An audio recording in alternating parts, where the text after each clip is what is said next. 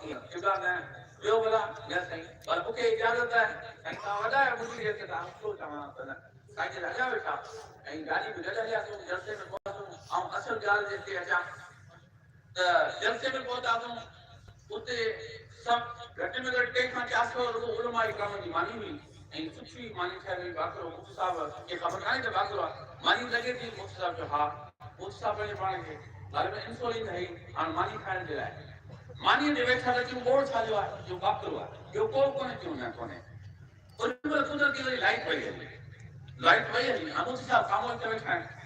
मानी में हथ विझनि पिया माण्हू सम्झनि पिया खाइनि पिया 300 खां वधीक आलिम उन मानी खाधी मुफ्ती साहब मानी कान खाधी माठ करे वेठा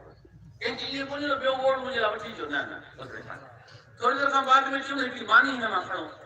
वरी पाण माठ करे वेठा हुआ तेसि ताईं खीर हलियो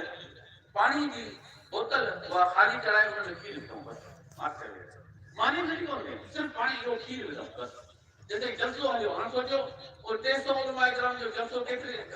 हलंदो रहियो मुफ्ती साहब जो 1 खां देरि सां 1:15 बजे 1 बजे टाइम मिलियो ऐं इंसोलिन लॻाई हूं रात जो 8 बजे खां पहिरीं 4 कलाक बुख ते ऐं शुगर जो मरीज़ हुन कहिड़ी हालत हूंदी उन खां पोइ साईं बयान कयो 2:30 बजे तकरीर ख़तम थी उन खां पोइ ईअं हलाया कंहिंखे कुझु त मूं बुख लॻी आहे मूंखे मानी थी न ईअं ख़ामोश सां हलाया हलंदे हलंदे वॾीन खां वरी मातरी पहुता मातरी जे बाईपास ते साईं हिते होटल ते बीठा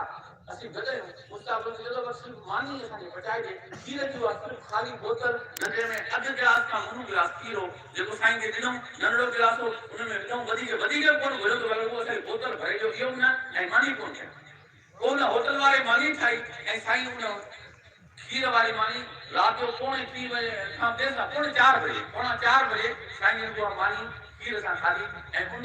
शुगर जो मरीज़ वॾी उमिरि जो माण्हू जंहिंजे करे 300 खां वधीक आलिमनि उहो मानी खाधी 20,000 खां मथे आवाम खाधी उहो बुख ते जलसे मां वापसि आयो ऐं उनजो शाहिद आहियां जो मुफ्ती साहब जन हेॾा करीम आहे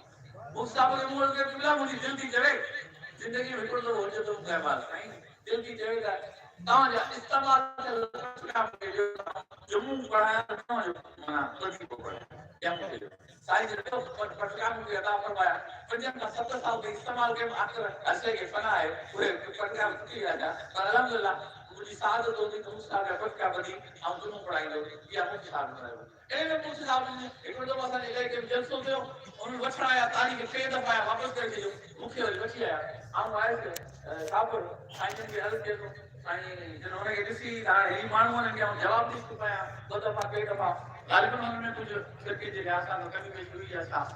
मूंखे ॾिसी कि हाणे सईद खे कहिड़ो जवाबु सिंध में सक़ाफ़त आहे सईद वेड़ हुअणु वेड़ खे कहिड़ो जवाबु अल्हम्दुलिल्लाह इहे गुरबतूं इहे इनायतूं इहे महिरबानियूं साईं जूं ऐं आख़िरी अर्ज़ु इहो त असीं थके वियासीं कलोनी जी दावत हुई साईं जन असांखे वठी हलिया उन में पोइ असांजा नई उलमा हुआ पोइ वठी वियासीं पोइ समुंड में पियासीं उहे सभु साईं खां चवंदा किबला हिनखे पीलो रखो हिनखे दुआ कयो हीअ हिते जाइ ते हिन घर में दुआ करो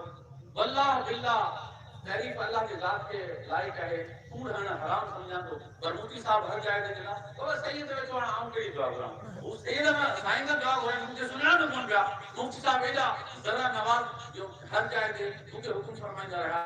आऊं पंहिंजे छात्रनि सां ऐं नामुकमिल फिक्र लफ़्ज़नि सां जेको मूंखे आयो उहो चवंदो रहियुसि अल्लाह ताला उहे गुरबतूं अता क़ाइमु साईं जी क़यामत ताईं इंशाअल्लाह क़ाइमु हूंदियूं हुज़ूर फरमायो मौतुल आलिम आलिम जी वफ़ात जहान की वफात है वो लफ्ज़ जो मिफ्ताह हज़रत मुफ्ती साहब और बात तो ज़बान अल्हम्दुलिल्लाह माशाअल्लाह सुभान अल्लाह।